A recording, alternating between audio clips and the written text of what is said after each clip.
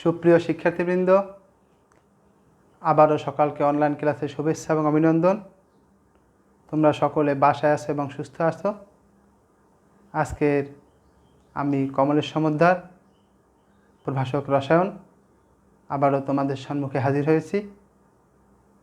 গত ক্লাসে আমরা আহ্বায়ক নীতি নিয়ে আলোচনা করছিলাম। সেখান থেকে দেখছিলাম যে ইলেকট্রন বিন্যাসের সময় আগে ইলেকট্রন কোথায় প্রবেশ করবে, পরবর্তীতে ইলেকট্রন কোথায় প্রবেশ করবে। আজকের আমরা আলোচনা করব হুন্ডের নীতি নিয়ে। 1927 সালে জার্মান পদার্থবিদ ফ্রেডরিখ হারম্যান হুন্ড এই নীতিটি প্রকাশ করেন। আমরা দেখব নীতিটি কি। আমরা একটু বোর্ডে লিখি হুন্ডের নীতি।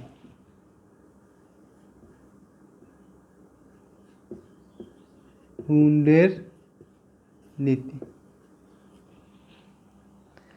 হুন্ডের নীতিতে বলা হয়েছে সমশক্তি সম্পন্ন ইলেকট্রন বিন্যাসের ক্ষেত্রে যতক্ষণ পর্যন্ত অরবিটাল খালি থাকবে ততক্ষণ পর্যন্ত ইলেকট্রন বিজোড় অবস্থায় প্রবেশ করবে। আমি আবার বলছি, সমশক্তি সম্পন্ন পরমাণুর ইলেকট্রন বিন্যাসের ক্ষেত্রে যতক্ষণ পর্যন্ত অরবিটাল খালি থাকবে ততক্ষণ পর্যন্ত ইলেকট্রন বিজোড় অবস্থায় প্রবেশ করবে এবং যে ইলেকট্রনের স্পিন একমুখী হবে। আমরা একটা উদাহরণের সাহায্যে বিষয়টি একটু ব্যাখ্যা করতে পারি। যেমন দেখো, কার্বনের পারমাণবিক সংখ্যা আমরা জানি 6, কার্বন 6। ইলেকট্রন বিন্যাস যদি করি 1s2 2s2 2p2, কিন্তু এটা যদি হুন্ডের নীতি অনুসারে আমরা করি তাহলে হয়তো আমরা এভাবে লিখতে হবে 1s2 2s2 2px1 2py1 2pz0। তার মানে এখানে ইলেকট্রন যতক্ষণ অরবিটাল খালি থাকবে ততক্ষণ পর্যন্ত ইলেকট্রন বিজোড় অবস্থায় প্রবেশ করতে পারবে। আমরা আর একটা উদাহরণ দেখাই। নাইট্রোজেনের পারমাণবিক সংখ্যা হলো 7। নাইট্রোজেন ইলেকট্রন বিন্যাস যদি করি 1s2 2s2 2p3, এটাকে আমরা যদি বিশ্লেষণ করি তাহলে তো আমরা হুন্ডের নীতি অনুসারে এভাবে ব্যাখ্যা করতে পারি 1s2 2s2 2px1 2py1 2pz1। তাহলে এখানে ইলেকট্রন প্রতিটি ইলেকট্রন বিজোড় অবস্থায় প্রবেশ করছে পি অরবিটালে। আমরা একটু বক্স আকার যদি দেখি 1s 2s 2p। আমরা জানি যে পির উপস্তর তিনটি, একটি হলো px, একটি হলো py, একটি হলো pz। এটা হলো 1s, এটা হলো 2s, এটা হলো 2p। তাহলে 1s ইলেকট্রন আছে আমার দুটো, এই একটি দুটি, এখানে 2s ইলেকট্রন দুটি, এই একটি দুটি, p ইলেকট্রন তিনটি, এই একটি, এই দুটি, এই তিনটি। আমরা দেখতে পাচ্ছি যে পি অরবিটালে যে তিনটি ইলেকট্রন প্রবেশ করছে প্রত্যেকটি বিজোড় অবস্থায় আছে এবং ইলেকট্রন স্পিন একদিকে আছে, অর্থাৎ একমুখী স্পিন বর্তমান আছে। তাহলে এটি হলো আমাদের হুন্ডের নীতি। আরেকটি উদাহরণ দেখি আমরা, যদি বড় কোনো মৌলের ইলেকট্রন বিন্যাস আমরা দেখি, যেমন কপারের ইলেকট্রন বিন্যাস যদি আমরা লক্ষ্য করি তাহলে আমরা কি দেখতে পাই। কপারের পারমাণবিক সংখ্যা আমরা জানি 29।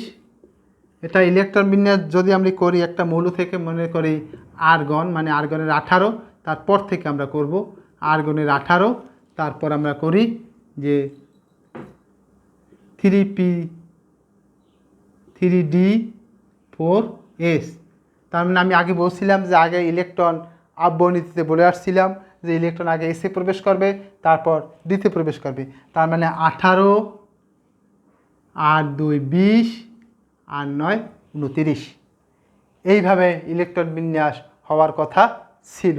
তাহলে আমার ইলেকট্রন বিন্যাস এভাবে করলে হয় 3d মানে ডি এর উপস্তর হলো 5টি, 1 2 3 4 5, এবং 4 এর উপস্তর হলো 1টি। তার মানে এখানে আমরা ডি3 ইলেকট্রন আছে 9টি, 1 2 3 4 5 6 7 8 9, এবং 4 এ আছে 2টি, এই 4s 4s। কিন্তু একটু কথা আছে যে এই ইলেকট্রন বিন্যাস স্থিতিশীল না। হুন্ড এ কথাটাও বলছিল যে ইলেকট্রন বিন্যাস যত বেশি স্থিতিশীল হবে অত যে কোনো মৌল চায় তার স্থিতিশীলতা অর্জন করতে। সেখানে আমার ইলেকট্রন এখানে 3d9 না হয়ে এখানে 4s2 না হয়ে ইলেকট্রন বিন্যাস হবে এইভাবে 3d10 এবং 4s1। আমি যদি দেখি 3d9 এবং 4s2 বেলায় 2 অরবিটালটি পূর্ণ আছে, 3d-তে 9টি ইলেকট্রন আছে, অর্থাৎ একটি পূর্ণ একটি অপূর্ণ। কিন্তু আমি যদি ইলেকট্রনের বেলা দেখি যে 3d10 এবং 4s1, এ কথার অর্থ হলো 3d পূর্ণ আছে এবং 4s অর্ধপূর্ণ আছে। একটা কথা আছে যে অর্ধপূর্ণ এবং পরিপূর্ণ ইলেকট্রন বিন্যাস সবচেয়ে বেশি স্থিতিশীল। এই কথাটি তোমরা ভালোভাবে মাথার ভিতরে রাখবে। অর্ধপূর্ণ এবং পরিপূর্ণ ইলেকট্রন বিন্যাস সবচেয়ে বেশি স্থিতিশীল। এ কারণে কপারের ইলেকট্রন বিন্যাস 3d9 এবং 4s2 না হয়ে 3d10 এবং 4s1 অবশ্যই হবে।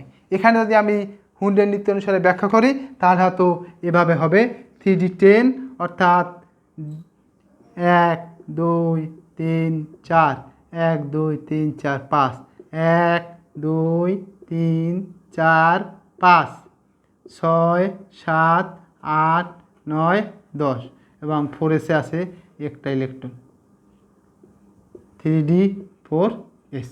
তাহলে আমরা দেখলাম যে এখানে একটি বিজোড় ইলেকট্রন আছে।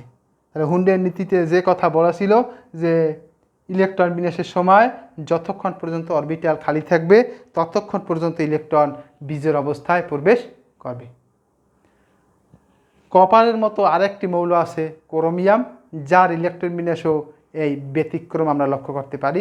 আমরা একটু দেখি ক্রোমিয়ামের ইলেকট্রন বিন্যাসটি কীরূপ।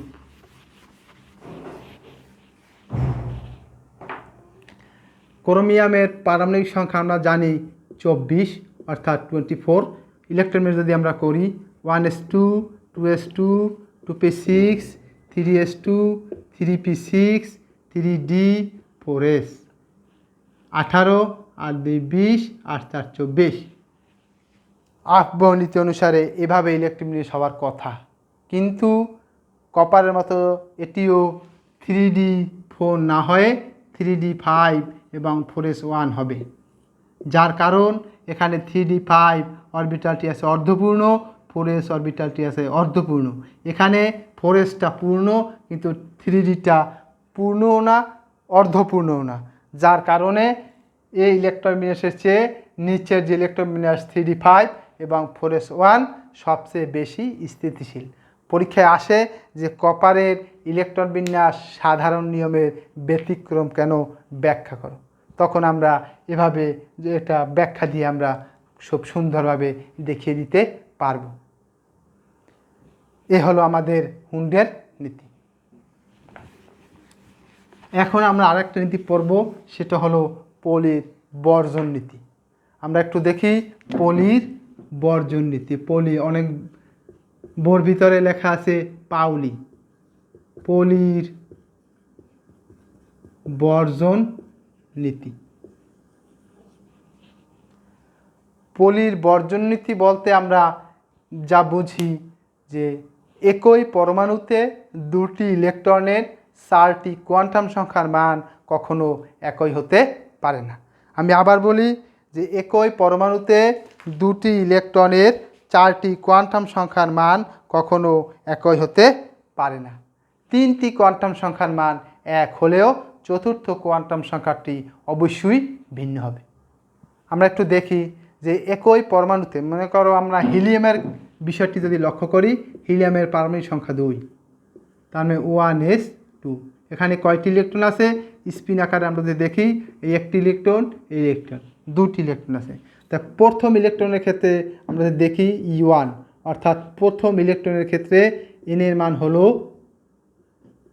1, এখানে L এর মান হলো 0, M এর মান হলো 0, S এর মান হলো +½ ইলেকট্রন দ্বিতীয় ইলেকট্রনের ক্ষেত্রে আমরা যদি দেখি n এর মান হলো 1, L এর মান হলো 0, M এর মান হলো 0, S এর মান হলো -½ এখন এই E1 এবং E2 যে ইলেকট্রনের মান N1 বিভিন্ন কোয়ান্টাম সংখ্যার যে মান, এই কোয়ান্টাম সংখ্যার মানগুলি আমরা পিছনে পড়িয়েছি, সেখান থেকে ওই চার্টটি তোমরা যদি ফলো করো তাহলে বুঝতে পারবে কীভাবে n=1 হলো, l=0 হলো, m=0 হলো এবং s=½ হলো। এখানে আমরা দেখতে পাচ্ছি যে 3টি ইলেকট্রন অর্থাৎ 2টি ইলেকট্রনের কোয়ান্টাম সংখ্যার যে মান n এর মান 1, l এর মান 0, m এর মান 0, s এর মান +½ আমি একটু আগে বলছি যে 3টি কোয়ান্টাম সংখ্যার মান এক হলেও চতুর্থ কোয়ান্টাম সংখ্যাটি ভিন্ন হবে। এখানে আমরা দেখতে পাচ্ছি যে প্রথম ইলেকট্রন এবং দ্বিতীয় ইলেকট্রনের 3টি কোয়ান্টাম সংখ্যার মান একই। প্রধান কোয়ান্টাম সংখ্যা, সহকারী কোয়ান্টাম সংখ্যা, চুম্বক কোয়ান্টাম সংখ্যা ক্ষেত্রে 2টি ইলেকট্রনের মান এক, কিন্তু চতুর্থ কোয়ান্টাম সংখ্যা s এর মান ভিন্ন, একটা হলো +½ আর একটা হলো -½ এটি হলো আমাদের পলির বর্জন নীতি। সে বলছে যে একই পরমাণুতে 2টি ইলেকট্রনের 4টি কোয়ান্টাম সংখ্যার মান কখনো এক হতে পারে না। 3টি কোয়ান্টাম সংখ্যার মান এক হলেও চতুর্থ কোয়ান্টাম সংখ্যাটি অবশ্যই ভিন্ন হবে।